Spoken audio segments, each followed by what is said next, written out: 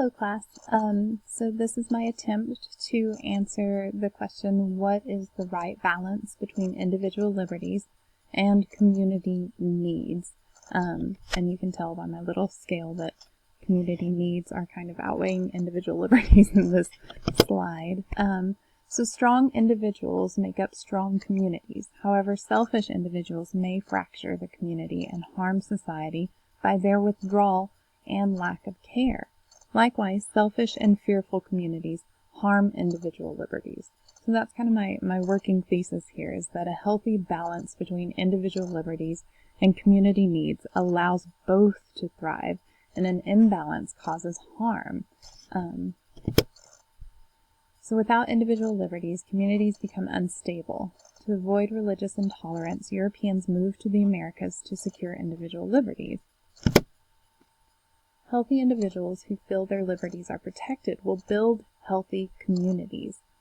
So Winthrop stated in A Model of Christian Charity, "Whatsoever we did or ought to have done when we lived in England, the same must we do, and more also where we go." So Winthrop was kind of stating to his fellow Christians, like, we've got it now. We've got our individual liberties. So let's make it count. Let's not just do the good that we were doing in England, but let's do more wherever we go here in America. And I feel like that kind of shows that if individuals are thriving, then their communities are thriving. And so it kind of, a healthy, individual liberty can represent a healthy community in that aspect. Whereas whenever the individual liberties are being taken away, then that will also lead to an unhealthy community. Which we saw with everyone kind of leaving Europe and the American Revolution. But anyway, so here we have Benjamin Franklin. By trying to become or create good citizenship, Franklin's 13 virtues show how individuals expressing their liberties for self-improvement may strengthen their community. So really, Franklin is kind of the only example I'll use where it shows that both sides are balanced and can lead to healthy individual liberties and healthy community needs. So I won't read these 13 virtues, but if you just kind of scan through them, you see that these 13 virtues are not just good for the individual that's practicing them, they're also good for the community needs. So the individual might feel a little cheated out, with some of these, but overall it is improving both the individual liberties and the community needs. So Franklin was kind of showing us a healthy example there. Individual liberty is suppressed by laws when those liberties become harmful to others. In a perfect world of virtuous individuals, there would be no need for laws. Until then, there must be a balance to prevent harm. But Franklin stated, vicious actions are not hurtful because they are forbidden, but forbidden because they are hurtful. This is kind of common sense, but it goes back to why we have laws, why communities need laws. It's because every once in a while our individual liberties do infringe on others' individual liberties. So individuals are in danger when their community is too weak to support their individual liberties. So in the same way that, communities have to have laws, they also need to have firehouses and police departments, and countries have to have armies to protect those individuals and their liberties. So here we're going to go back to Rowlandson.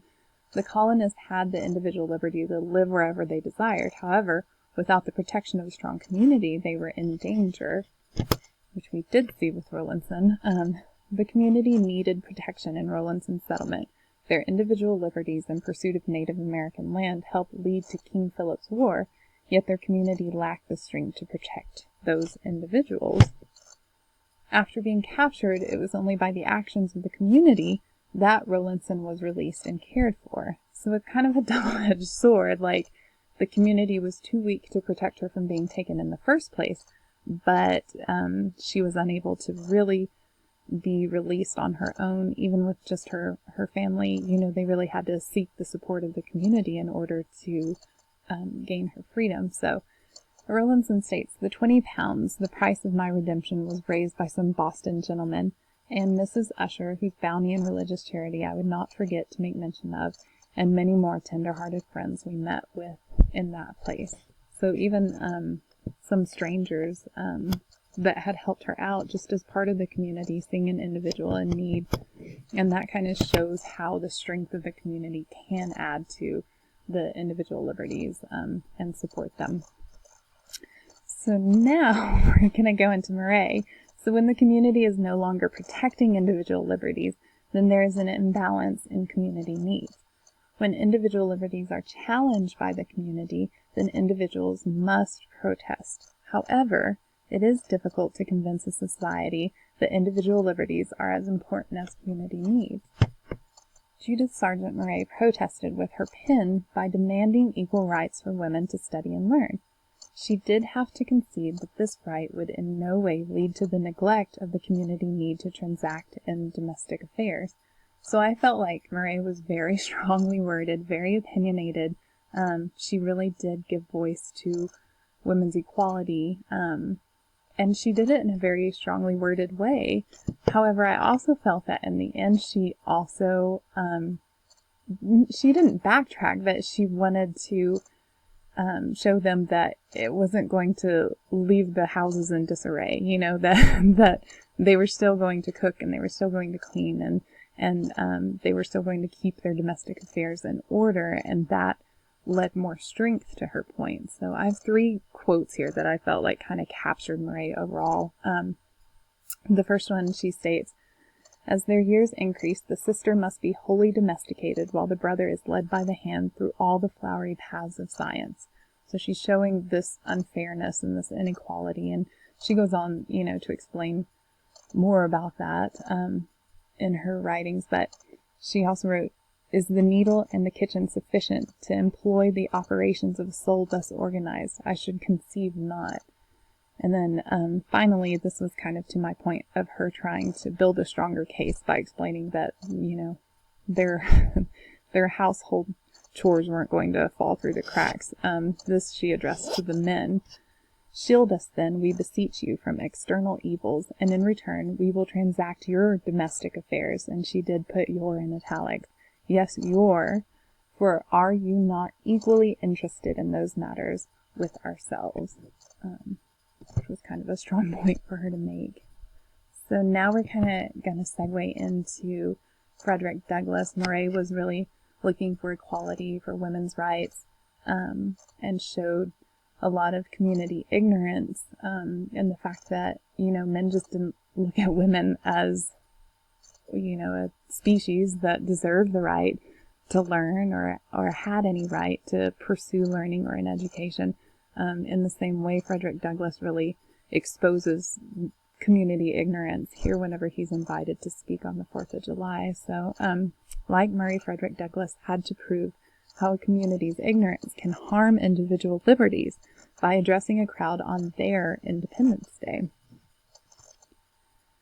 "There is not a man beneath the canopy of heaven that does not know that slavery is wrong for him." So this was one of my favorite quotes from Douglass, because he basically tells them, you know, do I have to go back and explain to you that slavery is wrong? And he kind of denies them that and just says, you know, it's wrong, you know, and then he really lays into them. But he states, "The blessings in which you this day rejoice are not enjoyed in common. The rich inheritance of justice, liberty, prosperity, and independence bequeathed by your fathers is shared by you, not by me. The sunlight that brought life and healing to you has brought stripes and death to me." So he's exposing them to their own ignorance there on their 4th of July. He goes on to write, "What to the American slave is your 4th of July? I answer, a day that reveals to him, more than all other days in the year, the gross injustice and cruelty to which he is the constant victim. To him your celebration is a sham, your boasted liberty an unholy license, your national greatness swelling vanity, your liberty and equality hollow mockery. While the nation as a community celebrated, they neglected the individual liberty of all slaves. Slavery was an unimaginable misconduct that certain rich Southerners believed supported their community need. This imbalance stole the entire individual liberties of slaves." So this kind of goes on to further show that there was a group that thought this supported their individual needs, and therefore it completely threw off balance the individual liberties of this group of people. Ralph Waldo Emerson supports strongly the right to individual liberties, but fails to balance the scale for community needs. So here we're kind of shifting the scale back to the other side.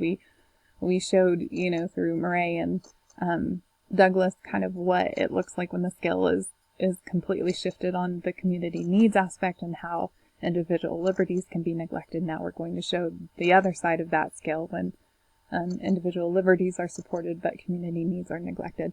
So whoso would be a man must be a conformist. Nothing is at last sacred but the integrity of your own mind. Absolve you to yourself, and you shall have the suffrage of the world. And this is a rather long quote by Emerson, but I feel very strongly about it, so I'm going to read it all. Here Emerson leaves the community needs to rot in their own misfortune by stating, "Then again, do not tell me, as a good man did today, of my obligation to put all poor men in good situations. Are they my poor?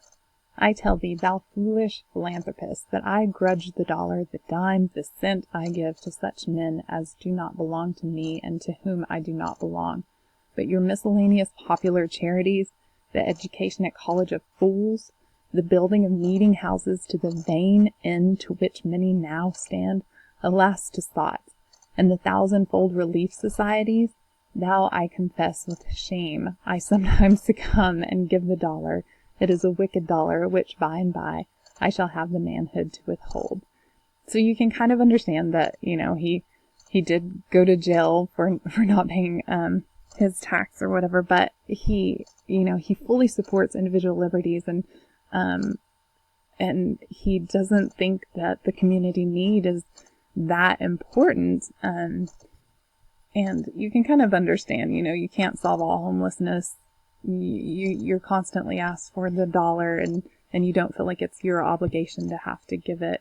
But on the other hand, there are also individuals that don't belong to any, and no, they're not my poor, but that community need is out there, and the community needs to support them. And so that's kind of what happens when the scale is tipped too far on individual liberties and not supporting community needs. So finally, to wrap it all up, unlike Emerson, who supports individual rights at the expense of community needs, Franklin set an example for the best individual leading to the best community. Rowlandson's story warns against the individual liberties running too far away from the community. Murray and Douglas, on the contrary, declare the injustices done to individual liberties in the name of community need. All the authors reflect on the need for a right balance and how badly the other side can be injured when the scale is tipped too far. There is a right balance between individual liberties and community needs, and it is constantly being shifted and tested. So the answer to what is the right balance between individual liberties and community needs is that there has to be a balance. You just can't let one gain too much control over the other. There has to be a balance. You have to let individuals have their liberties and their rights, but you also have to look out for community needs. So it's a tricky question, but there's my answer. I hope I supported my thesis well, and I hope you enjoyed it. Thank you.